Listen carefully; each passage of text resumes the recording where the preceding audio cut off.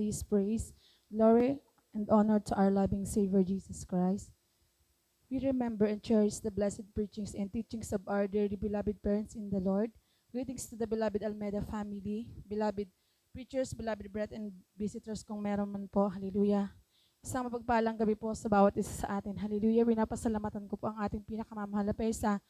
Muli po na pagkakataon po na pinagkaloob po ng ating pinakamamahal na Pesa na siya ay aking pong papasalamatan bagamat, hallelujah, medyo matagal-tagal na rin po talaga at talagang hallelujah, na na parang hindi naman po atalingid sa inyong kaalaman na talagang ako po ay dumanas rin pong ng matinding pagsubok, paglilinis, pagtutuwid po ng ating pinakamamahal na Panginoon. Pero pinapasalamatan ko po yung mga bagay na yan, hallelujah, dahil habang tayo po ay tumatagal po sa at sa gawain ng ating pinakamamahal na Panginoon, sa kahabagan niya lamang po, tayo po ay tinuturuan ng ating pinakamamahal na Panginoon kung ano po yung mga nais niya na nasundin po kanyang kalooban. Kaya pinapasalamatan ko po yun ng lubos sa ating pinakamamahal na Panginoon na bagamat ako, pinaranas man po sa akin yan ng ating pinakamamahal na Panginoon dahil talagang kung sa akin mga minamahal, hindi ko po yun makakaya. Talagang ando na nanghina rin po talaga ako mga minamahal. Pero salamat po sa kabutihan ng ating pinakamamahal na Panginoon dahil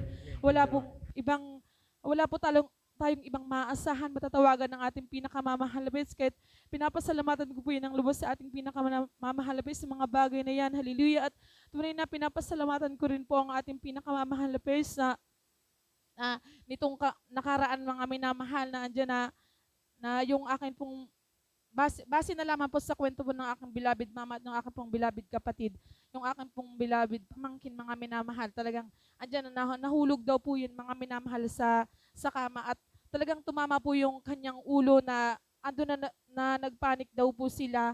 Hallelujah. Talagang nagpumunta na nga din po yan doon daw po sila sa bahay po ng ating beloved preacher Kuya Ele, pero talagang alam naman po natin na pagkapag umaga po talaga busy rin po sa kanila at wala rin pong ating beloved papa ko ng mga minamahal. Talagang pero pinapasalamatan po sa ating pinakamamahal na Panginoon dahil talagang ang ginawa na lamang po ng aking beloved mama na talagang nag-rebuke po sila na hanggang pong maging okay po yung aking beloved pamangkin. Talagang pinapasalamatan ko po yun ng lubos sa ating pinakamamahal na Panginoon dahil wala pong silang ibang nasambit ko rin. Hallelujah. Kahit sa pinapasalamatan ko po yun ng ating pinakamamahal na Panginoon na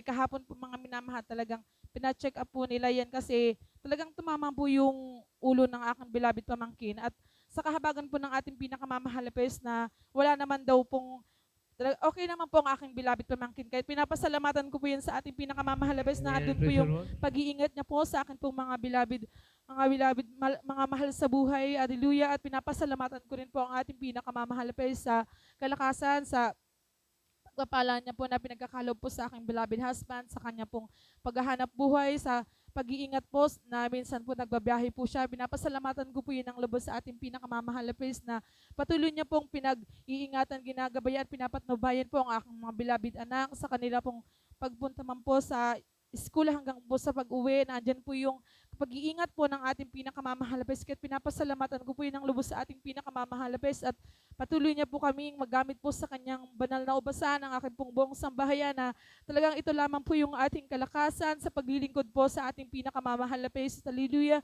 At pinapasalamatan ko rin po ang mga pagpapalang material, pinansyal at higit po sa pagpapalang spiritual. Kahit bilang pong pasasalamat na pong namin na maalayan po ng pupuring awitin po ang ating pinakamamahal na Panginoon.